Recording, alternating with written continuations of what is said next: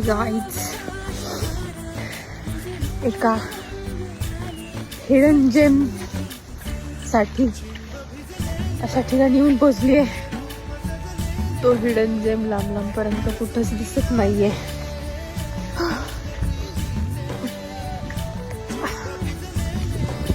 अशा डोंगरामध्ये आलेले आहे मी आणि माझी गाडी पंक्चर झाली.